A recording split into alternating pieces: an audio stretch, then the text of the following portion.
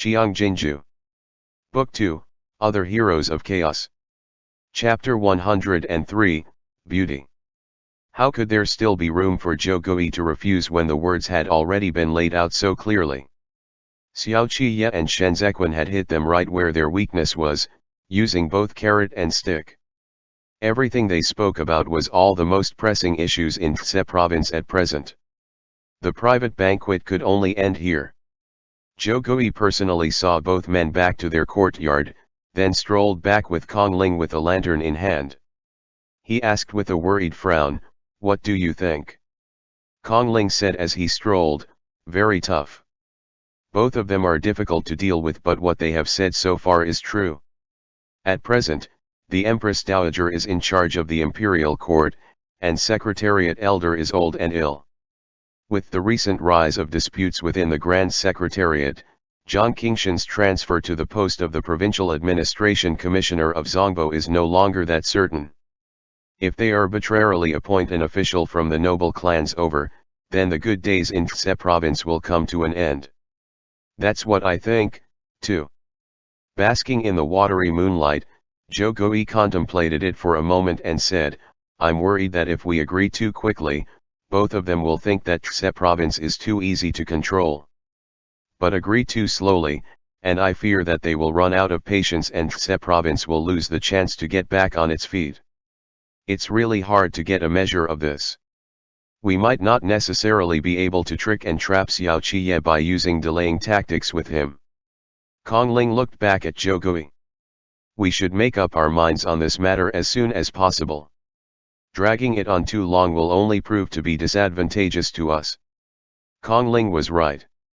They could still negotiate with Xiao Qiye and Shen Zequan now because Xiao Qiye was currently in a hurry to pass through the Tse province.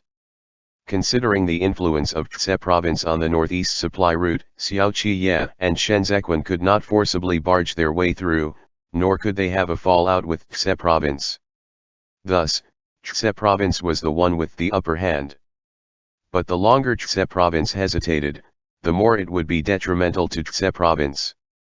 This was because the group of bandits led by Lei Changming was a menace to Tse province. If Lei Changming entered Tse province's territory to plunder them, Zhou Gui would have to ask the imperial army for help. By then, Xiao Qiye would trade places with Tse province and become the one with the upper hand. Seeing how Xiao Qiye isn't bothered about trivialities, he shouldn't be the kind of person who will simply sit and watch from the sidelines. Zhou Gui was still hesitating. "Let's wait for Chu capital to make a move." "How rare of you to be this muddle-headed." Kong Ling gave a long sigh. "Risking all the lives in a prefecture on just an assumption that he isn't bothered about trivialities. We may know a person's face but not his heart. If they raise their prices there and then, they won't be this accommodating and open to negotiation as they are today. It's precisely because this matter concerns the lives of everyone in an entire prefecture that I'm hesitating." Zhou Gui caught up with Kong Ling in a few steps. He shook his sleeves to extend his hands out and said to Kong Ling, "Cheng Feng, is it really that easy to go independent and make yourself king? Think about the former crown prince. That's truly a real fall from grace. Libe has revolted now, but if you think about it from various angles, how is this battle an easy one to fight? It's not all that beneficial to Libe. They not only need to take the Bianchi cavalry into consideration but also have to be on guard against Qidong's advances. If the northeast supply route is cut off too, then wouldn't they become a trapped beast in a cage? They can't survive for long. When the time comes, Libe won't even be able to fend for themselves. Then what should our Tse province do? Won't we end up at others' mercy like meat on a chopping board? We will even have to live with the infamy of being traitors. With matters already coming to this stage, it's impossible to think of escaping unscathed." Kong Ling said in all earnestness. "You should think it over carefully again tonight." ******. The moment Xiao Qiye stepped into the room, a graceful, delicate figure walked towards him. This fair-skinned maidservant with jet-black hair worn in a bun daintily kneeled before Xiao Qiye, exposing a large portion of her nape through her low neckline. Smoothing over the lock of hair at her temples, she called out in a soft voice, "Your lordship." Xiao Qiye did not look at her and moved to take off his outer garment. On hearing his movement, the maidservant hurriedly got up to take off the clothes for Xiao Qiye. Shen Zequan bumped into Xiao Qiye's shoulder, and Xiao Qiye grasped a hold of him. Letting Xiao Qiye support him, Shen Zequan lifted his chin slightly and gently kicked off his shoes. Xiao Qiye said, "Go prepare some hot water. The vice commander is drunk." The maidservant gathered her clothes around her and bent over to pick up Shen Zequan's shoes. But Shen Zequan lowered his little bamboo fan to lift her face up. She did not dare to move and could only look up along the lines of the fan at Shen Zequan. She saw that Shen Zequan's brows were slightly knitted, yet the corners of his eyes looked as though they were soaking with wet peach blossoms that accentuated those glistening eyes of his. A sense of inferiority overwhelmed her, and she hastily averted her eyes, not daring to look right at Shen Zequan again. Shen Zequan said nothing. He merely took a few looks at her and moved his fan away. The maidservant deferentially put the shoes together neatly, then retreated quietly with her head lowered. "Pretty." Xiao Qiye waited for the door to close before he pulled Shen Zequan closer into his arms and asked. With his fingers over the bamboo fan, Shen Zequan did not answer and merely stepped on Xiao Qiye's insteps with feet covered in clean socks. He pulled at Xiao Qiye's outer garment that had yet to be taken off and moved in closer. As Xiao Qiye led him, he saw the indolent expression on Shen Zequan's face. It was a relaxed expression of one after having drunk wine. He lowered his head, wanting to kiss him, but Shen Zequan leaned back slightly and did not let Xiao Qiye kiss him. Both of their breaths carried with it the sweet intensity of on horseback. All the weariness of being on the move the entire journey eased up during these few days of rest. Shen Zequan always looked pale after leaving the Chu capital, but with Xiao Qiye's care and affection, he began to look like a jade stone that had been warmed up by his caresses. In Xiao Qiye's palms, he was both hard and hot. Kongling is Tan Tai Long's old subordinate. As long as Lei Changming is not eliminated, the anxiety in his heart will remain. Xiao Qiye helped Shen Zequan to undress. He pulled off Shen Zequan's clothes and caressed Shen Zequan's lower back. Even as he continued to speak about the situation, Lei Changming is anxious to get his hands on grains. Sooner or later, he will target Xe province. As long as the stakes are conveyed to Kongling, he will think of a way to persuade Zhou Gui. Shen Zequan could not tolerate such a strong wine like on horseback.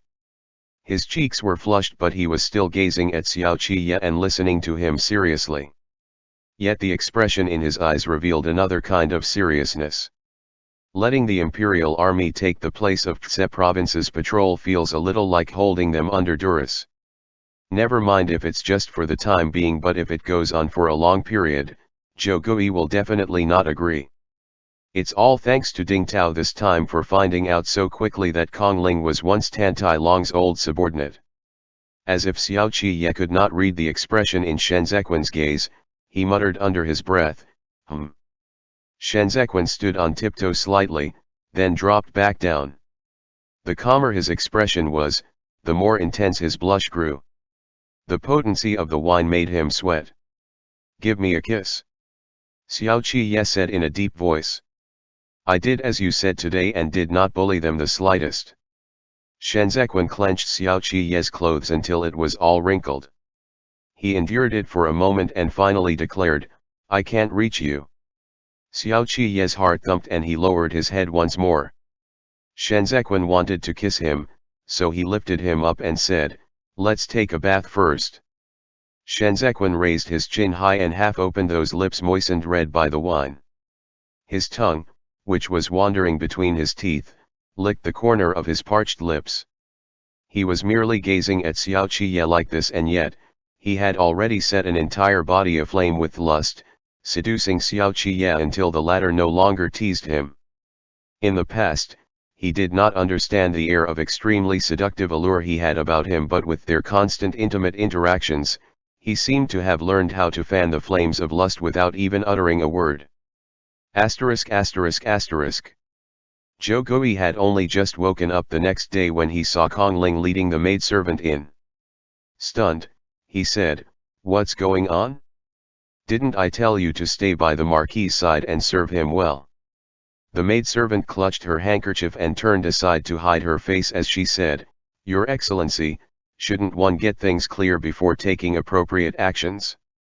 Who do you think is the man standing beside his lordship? I don't even dare to touch the corner of his clothes." Both of them were very much into each other. Neither of them even looked my way. At first, Zhou Gui did not understand, but then the color drained from his face soon afterwards, and the handkerchief he was wiping his face with fell. He was a scholar over the age of 40 who did not even frequent the brothels. Even the running of his household was very much in order, with a concubine he took at his mother's directive. In the past, he had only heard a little about other men's penchant for other men. He never expected the relationship between Xiao Qiye and Shen Zequan to be of this kind, too. This. Zhou Gui wiped his face and groused to Kong Ling, "Why didn't you remind me of this? Now we have offended him through and through." Kong Ling did not look too good either as he said, "How would I know?" Both men looked at each other and sighed in unison. During this stalemate, they heard a young servant lad kneel outside the door and shout, "Your Excellency, an urgent report from last night. Lei Changming of Dun Province has gathered 40,000 bandits and is heading towards Archse Province. Why are there so many people?" Zhou Gui's heart suddenly went cold. Half a year earlier, he only had about 10,000 or so people. "It's truly the case of what you fear will come." Kong Ling promptly said, "Quick, go and invite his lordship over. Tell him we agree to last night's treaty of alliance." End chapter. Qiang Jin Jiu. Book 2, Other Heroes of Chaos. Chapter 104, Elder Brother.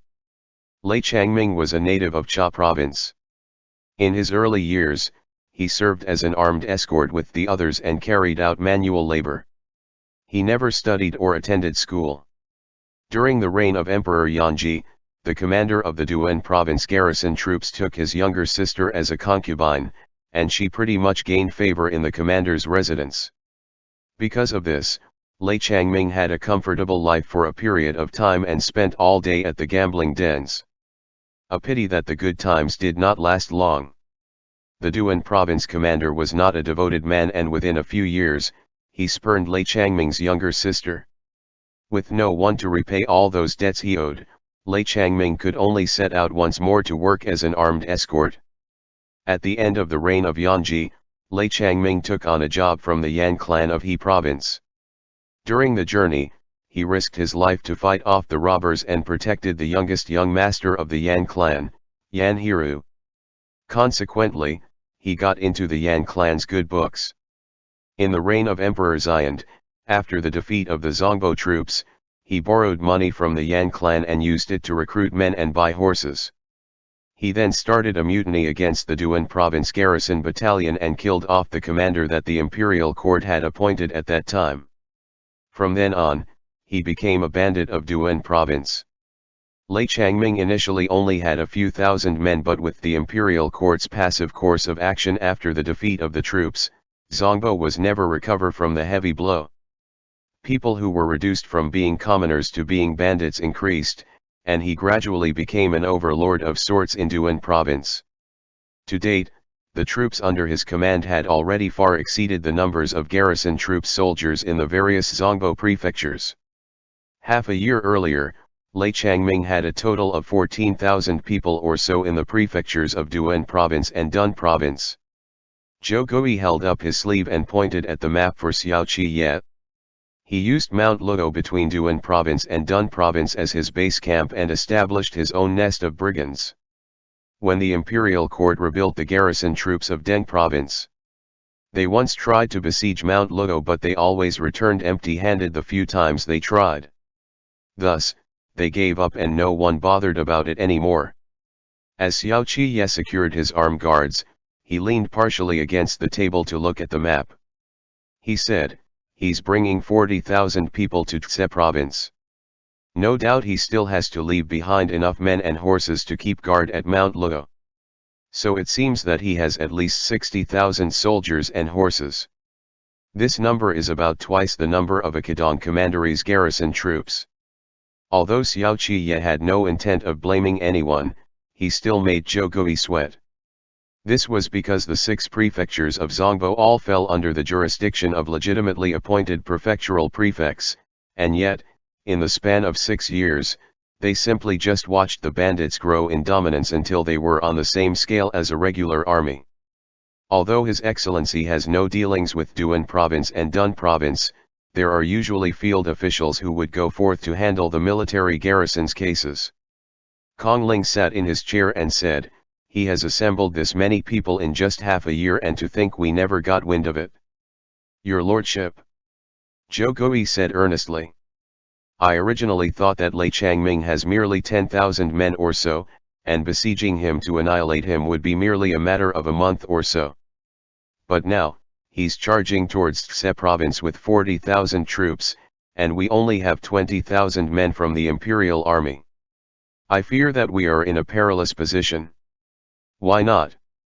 Why not get someone to head for Libei immediately to pass the news to Xiao Fangxiu and have him deploy the Libei armored cavalry troops guarding the northeast supply route from the south to provide reinforcements?" Xiao Qiye finished securing his armed guards, yet he did not speak. Zhou Gui still wanted to persuade him, but Kong Ling sensed something else from Xiao Qiye's silence. Taking advantage of the action of serving him tea, he pressed down Zhou Gui's arm, and Zhou Gui promptly swallowed back his words. "There's no need for your excellency and Mr. Changfeng to panic." Shen Zequan sat on another chair. He was still looking at that courier report. Lei Changming's 40,000 men have to eat, too. He can't travel fast, and his logistics squad needs to carry along sufficient rations in order to sustain them as they stride across hundreds and thousands of li to Tse province to fight a battle with us. Besides, a peculiar expression materialized on Shen Zequan's face. This report might not be accurate either. Why does the vice commander say so? Zhou Gui hurriedly lifted the hem of his robe and approached him to look at the courier report as well. "This is an urgent report sent back personally by the official who went to Dun province to handle the bandit case. How can it be inaccurate? He didn't see Lei Changming 40,000 soldiers and horses with his own eyes." Shen Zequan mulled it over. "It's too hasty and unwise to believe Lei Changming's words based on just the traces of earthen stoves. I suspect Lei Changming already knows that the imperial army has arrived in Tse province. That's why he put up the banner of 40,000 men to throw us into disarray." "That's right." With his eyes lowered, Xiao Qiye said, "If he really has 40,000 people, the battle would be a lot easier to fight. A war of attrition depletes way too much resources. He would be in more of a dire strait than us. But he still has the support of the Yan clan of He province." Zhou Gui said anxiously. It was all because of the Yan clan's financial assistance that he was able to expand to such a scale. There is a river course in He province that leads right to the granary in Juexi. It's easy to supply him with additional rations. How muddle-headed is your excellency being?" Shen Zequan suddenly laughed. "If Lei Changming still has the Yan clan's full support behind him, then why would he be in such a hurry to rush to Tse province? Have you forgotten that his purpose in coming to Tse province is to get his hands on the grains? He came once before the new year, and came visiting again a few months later." Xiao Qiye said, "This not only indicates that he might have fallen out with the Yan clan, but also that his assets back at Mount Luo are no longer enough to fill his stomach. It's the Hashi River to his east, and the Biancha cavalry is even better at plundering than he is. He has no one to turn to, so he could only come repeatedly to Tse province to demand grains. Then why did he have to wait until the imperial army arrived at Tse province to make another trip instead of coming here earlier or later?" Kong Ling circled around the table, slowed down for 2 steps, and said, "Your lordship's arrival in Tse province is clearly disadvantageous to him. Because Han Jin is in the imperial army's hands. Shenzhequan closed the report and stood up. He said, it's all because of the Yan clan's help that he can survive this long. Now that he has parted ways with the Yan clan, he will have to seek new help if he wants to continue holding on to his mountain stronghold and keep on being its overlord. He's a bandit. The more people he has under his command, the more troublesome it will be. Those living on the other mountains can only live off the mountain. However, Zongbo is poor and barren. Even if he digs out the entire mountain, all he can eat is soil. This person is very good at grabbing opportunities. He's able to gain fame and fortune because he made the right choices at the 3 turning points in his life. He has soldiers, and Zongbo just happens to be short of soldiers. However, he has no connections, and Qian just happens to lead the imperial army here to pass through Tse province. If he is able to defeat the imperial army and save Han Jin, then he would be able to report this meritorious service of his to Chu capital and seek a military official position in Zongbo through the Han clan. A good plan indeed, to have his eyes set on elevating himself into a real official of the imperial court. Indignant, Zhou Gui stomped his foot and said, is he totally showing no regards for the commoners of Tse province? This is merely just a conjecture. We still have to trade blows with this person before we can get a better feel of him. Xiao Qiye hung up his longly blade and said to Zhou Gui, Libei lies behind Tse province. If Lei Changming can't sneak through Tse province and go around the back, then he won't be able to surround the city and trap us. Your Excellency can then immediately get people to seal the city gate, with even the dog holes have to be filled up and sealed. Those under his command are an assortment of people not registered in the household registers. They will not be able to guard against this. By this, is your lordship going to fortify the city and face them off in a confrontation? Kong Ling looked to be in a spot. Tse province's city walls are old. I'm afraid they won't be able to withstand Lei Changming's assault. The imperial army can't enter the city and defend to the death. Xiao Qiye held his sword and slightly bared his teeth. I'll make a bet with you. Lei Changming will definitely not dare to charge head-on at my soldiers because this is what he fears. Asterisk asterisk asterisk. At dusk, Xiao Qiye and Shenzhequan made an inspection tour of the city walls. Both of them brought their swords with them and walked side by side atop the city wall. This city wall was last repaired during the reign of Emperor Yanji. Shenzhequan attempted to push at the battlement of the wall, and earth and clay that had been eroded by the wind and rain tumbled to the ground. That's because Zhou Gui is poor. He's been urgently trying to resolve the issue of food these few years. Naturally, he would be too preoccupied to pay any attention to the city's military defense. Xiao Qiye picked up a chunk of earth and rubbed it into pieces in his hand. The imperial army can stand before Tse province to defend it, but it cannot retreat into the city. Xiao Qiye was well aware that Zhou Gui wanted to seek assistance from Libei, but he was unwilling to ask for help. He could return to Libei soon, but the arrangements for these 20,000 imperial army men he had brought with him were something he had yet to discuss with his father and eldest brother. He understood the Libei armored cavalry. Such a complete army like that won't be able to immediately accept the imperial army, and these two armies would predictably have to go through a very difficult bonding process for them to learn to get along with one another. If he opened his mouth at this time to ask for help and Xiao Fangxiu came, then Xiao Qiye would never have the chance to shine again when he returned to Libei. This battle was his first battle on returning home. He had to win it, and he had to win it on his own. The sunset clouds on the horizon spread out and tinted half of the sky red. Rows upon rows of houses with curling smoke lined the city amidst the clamorous buzzing of human voices. Shenzhequan lowered his hand to cover the center of Xiao Qiye's head. Both men, one standing and one squatting, looked at the scene beneath them. Lei Changming can be considered a capable man. Shenzhequan said. But you are the one who decides whether he is a bandit or an ambitious man. Ambitious men are born out of troubled times. Xiao Qiye put his arms on his knees and propped himself up. I'll take the conqueror's bow with me. He stood there, like a lush tree bathed in the dimming light of dusk, like a mountain standing tall before the city wall. Shenzequan watched those shackles gradually vanish. Poised and ready for action, it was time for Xiao Qiye to show his real mettle in this chaotic situation. When you return to Libei, Shenzequan gazed at him. His lordship will realize that you've grown taller again. I was already taller than him the last time I saw him. Xiao Qiye smiled. As a child, I thought my father was like a towering tree. He put me on his shoulder and lied to me that I'd be able to touch the clouds. My eldest brother wanted to sit on my father's shoulder too, but he was already old enough to attend school then, and he felt that he had to maintain his dignity as the older brother, so he never said a word to my father and would be happy just to watch me do it. Shenzequan smiled too. He gazed back at the sky and said, "They all said that the Libei's heir apparent looks like the princess consort of Libei." "Somewhat, I guess." Xiao Qiye's eyes reflected the entire sky of rose-tinted clouds. "Not as much as I resemble my father. Actually, my eldest brother once became miserable.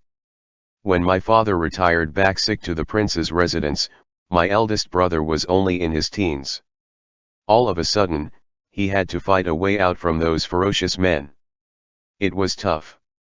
Initially, he was mocked the most for being not similar to father as he did not have a sufficiently strong and well-built physique. He once said to Zhao Hui.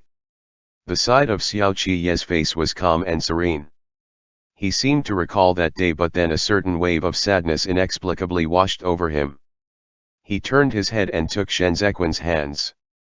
The jut in his throat bobbed a few times before he continued, "That us brothers are truly strange. I envy my eldest brother's steadiness, and I also envy his composure. I used to think, if only I had been born a few years earlier, then I would be the eldest brother, the heir apparent. I would have been able to go galloping to my heart's content. I wouldn't have had to leave Libei a single step. But one day, he came home wounded and saw me in the courtyard shooting arrows. And he said to Zhao Hui, 'I really envy Ye. I thought my father and eldest brother would never feel pain and would never fall. They would shed blood and never cry. But on the day my eldest brother got married, he drank himself silly. Yet, such a steady person like that gingerly took my eldest sister-in-law's hands and got all teary-eyed at her. It was as if he had already anticipated the future. He saw her as his precious treasure and learned how to feel fear, too. There is nothing about me that is better than my eldest brother. If I'm really pressed to admit to it, then I could only say that I've totally inherited this fine physique from my father." Xiao Qiye gripped Shenzequan tightly. "I never really understood in the past why he had to get all teary-eyed at my eldest sister-in-law. But now, I do." End chapter. Qiang Jin Jiu. Book 2, Other Heroes of Chaos. Chapter 105, Cunning. Lei Changming arrived at the mountainous area 100 li away from Tse province. It started to rain. He did not act rashly and march his troop on. Instead, he occupied the area to take a break and started to set up camp. They meant to fight a protracted battle. Tantai, who crouched in the grass and looked down. He drags out the troops in such a long line that it's impossible to tell how many soldiers and horses there are. But their stoves are so densely clustered together that it makes me afraid just to look at it. Ding Tao drew a circle at the spot where Lei Changming stationed his troops. I went to the towns along the way to probe for information. All of them said he indeed brought more than 40,000 men this time. They took in all the bandits near this part of Tse province on their way here. It's by mixing falsehood with truth that would make it impossible for others to distinguish between truth and lies. Xiao Qiye rose and brushed aside the branch of leaves with water droplets on it. If he really has that many people, why would he still need to recruit deserters and traitors? An army that's about to fight a battle fears last-minute addition of soldiers the most. That will forcibly throw off the long-standing rapport between the soldiers into disarray, thereby turning a ferocious army into a motley crew. That's what I surmised too. Tan Taihu followed Xiao Qiye out of the forest. The more he wants others to know he has 40,000 men, the guiltier he seems. Master, he's afraid of us. Xiao Qiye took off his cloak in the drizzle and tossed it to Ding Tao behind him. As he hung up his blade, he looked at Tan Taihu and said, if he's afraid, he wouldn't have come. By doing this, he's seizing the opportunity to intimidate us. He saw that we were from Chu capital and wanted to scare us. A battle did not break out at the Nanlin hunting grounds because Qi Ziyan led the Qidong garrison troops to suppress the rebellion. On the surface, it looked like it had nothing to do with Xiao Qiye. The 8 great training divisions used to belittle the seemingly obsolete imperial army in the past back in Chu capital. Although the imperial army had taken over the patrolling of Chu capital in these past few years, the substitution was due to a change in the regime. They never fought a decent battle, and so they, along with Xiao Qiye, were deemed by Lei Changming to be lads who were still wet behind the ears. His underestimating of the enemy is to our advantage. But if we follow suit and underestimate him too, then we deserve to be beaten. Lei Changming is no ordinary man. He must have his own strengths to be able to dominate the southeast of Zongbo. Xiao Qiye flipped atop the horse, lifted the reins and said, Tan Taihu, 6 years ago, you escaped from Deng province to Chu capital. Now that we have returned here, let me ask you, do you still remember what I said when you led your troops to register and join the imperial army? The rain dropped into Tan Taihu's eyes. He looked up at Xiao Qiye and said, this humble subordinate would not dare to forget for even a moment. Master said that the humiliation of our nation has yet to be redressed, and the feuds of our families have yet to be avenged. That's right. Xiao Qiye reined in the horse and lifted his eyes to look at the dense cluster of heads in the rain. He said in a quiet voice, the people from Biancha carried out massacres in several cities of Zongbo. Libei armored cavalry and Qidong garrison troops fought them off, but was this enmity avenged? To the Biancha cavalry, this was merely just them riding their horses to and fro for amusement. What was that circulating around in Chu capital? They said they'd rather be a dog than a man of Zongbo. So, how can we now just hand over the humiliation Zongbo suffered under those slaughter blades to others to address it for us? We gallop all night without stopping in our dreams, and now, Lei Changming is the obstacle that stands in our way. The opportunity to battle with the Biancha cavalry is right before our eyes. Do we lose? Victory and defeat were commonplace in the military, but no army would be willing to keep losing forever. In the past 6 years, they have transformed from a motley crew lacking in cohesion and organization into a well-trained and combat-ready army. The imperial army was just like Xiao Qiye's silhouette, buried among the golden sand as tens of thousands of worthless bugs in the crevices of Great Zhou's mighty army. Never mind how the others described them in the past. Never mind if they were slapped with the label of good for nothing. They were finally about to reveal their true mettle from the gravel. A sudden gust of strong wind blew the banner open. Tan Taihu pursed his lips tightly and said, we must win. The sound of rain swiftly grew urgent.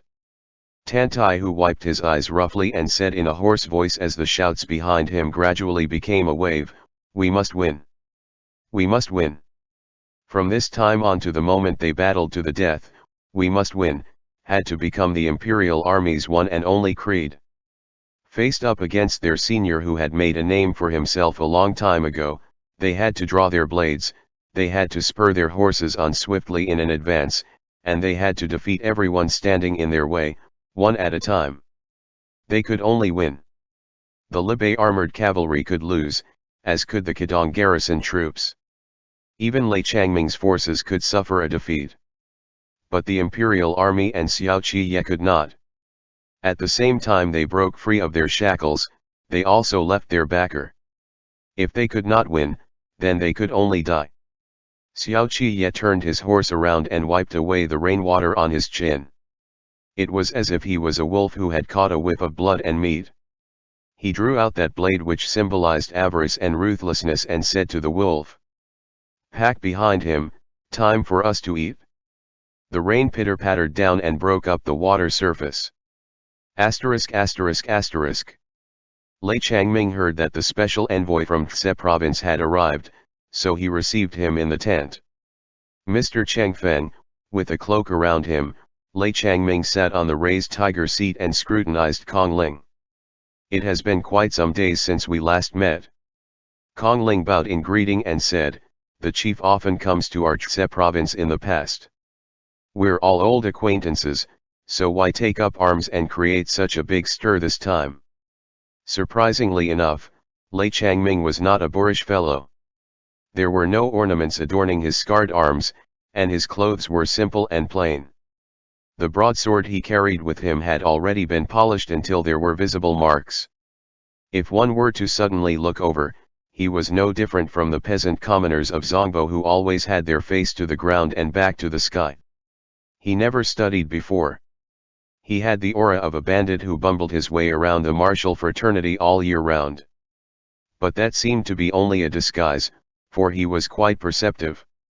Lei Changming did not feign civility with Kong Ling. He next fixed his eyes on Shen Zequin and said with a grin, since we are old acquaintances, why did Mr. Changfeng bring along a Jin Yue when it's just for a drink?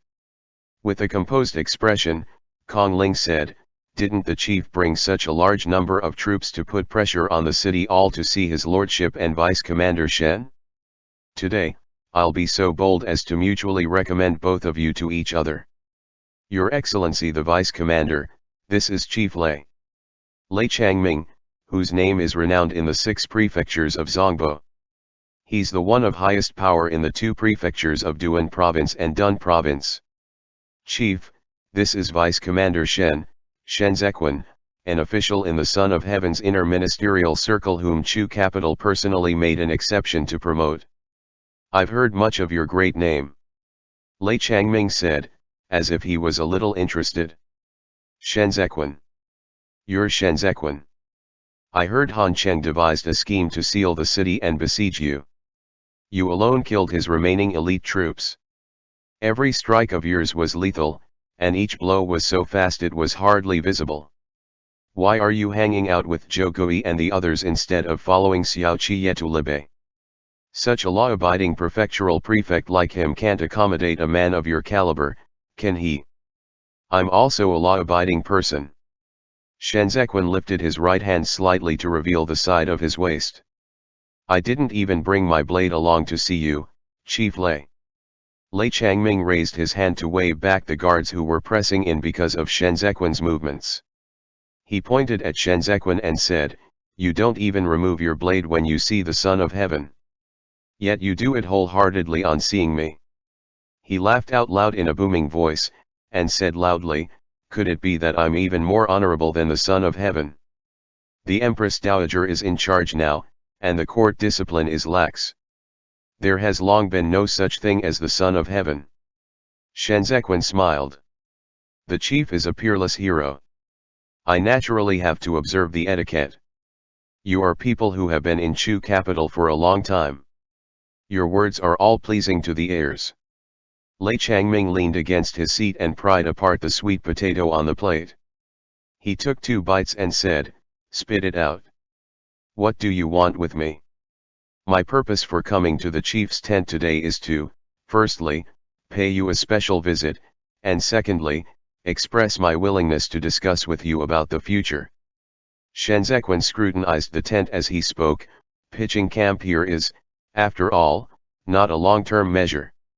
If the imperial army doesn't come, then is the chief going to keep waiting here day after day? You understand Xiao Qiye better than me. Lei Changming finished his sweet potato in a few bites. His father and eldest brother are all renowned generals. How bad can he be? I'll wait for him to come to me for a discussion.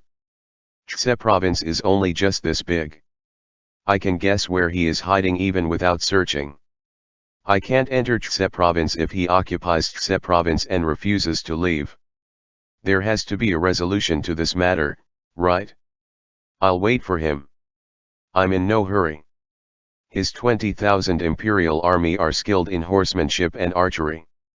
Their capabilities on horseback are no less inferior to the Libai armored cavalry. Fighting with him now would be detrimental to the chief instead. Seeing those guards about to move again, Shenzhequan let out a preemptive smile and said, "He is in the city, and has Tse province granary for sustenance. The chief is outside the city and can only rely on army rations from the back end to sustain his forces. The expenditure of 40,000 men is an appalling amount. The longer this battle drags on, the more the chief will lose out. I'm sure the chief understands this more than me. So what? I can afford to dawdle, but the imperial army can't, right? Xiao Qi can't live on Tse province's grains for an entire lifetime. The Prince of Libai is still fighting a war in Libai, so Xiao Qi is in a hurry to go home. I'll only stand to lose money the longer this drags on, but it's lives that hang in the balance for Xiao Qi.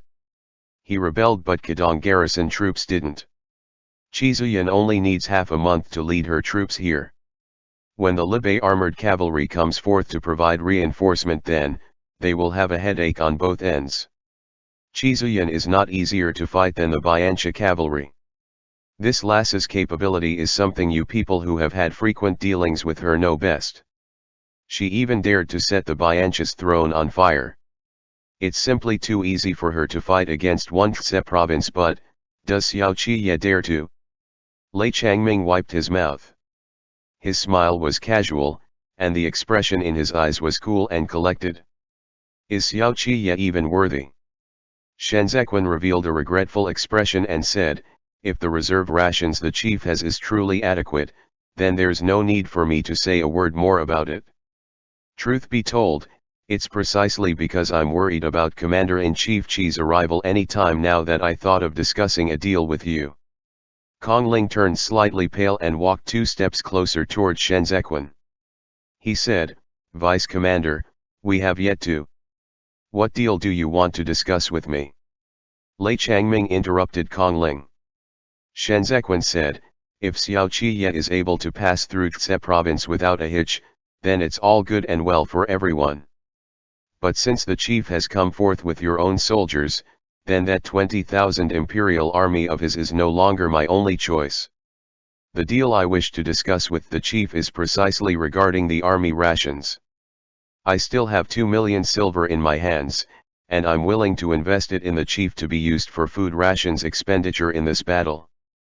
But in exchange, you have to vouch for me before Han Cheng to preserve my life when you become an official in the imperial court in the future." Stunned, Kong Ling said, "Shenzhequan, how can you deceive us like this? Didn't we agree that those 2 million will be given to Zhou to rebuild the garrison troops? I only said I was willing to." Shenzhequan tilted his head a little and said to Kong Ling with sincerity, "I didn't say I definitely would." Kong Ling grabbed hold of Shenzhequan's sleeve and said, "You lied to us? You treacherous lad." Lei Changming laughed again. With his hands on his knees, he said, "Are you for real? Shenzhequan, if you really have that much silver, would you still have let the imperial army gnaw on mud the entire way while fleeing for their lives? You people are not plotting to deceive me, are you?" How was Kong Ling still of the mind to listen to what he was saying? His face flushed red, and his goatee trembled as he said to Shenzhequan in disbelief, "Was that impassioned speech of yours a lie, too?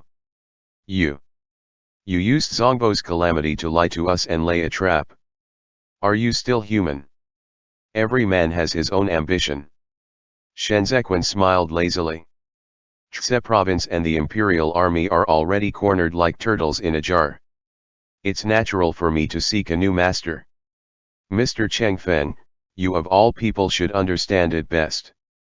If you can really produce 2 million silver, still sitting in place," Lei Changming said, "and help me to save Han Jin, then I'll take care of it on Han Cheng's end for you. I've already gotten someone to bring some silver over." Shenzhequan said. "So, is this proof enough of my sincerity, Chief?" End chapter.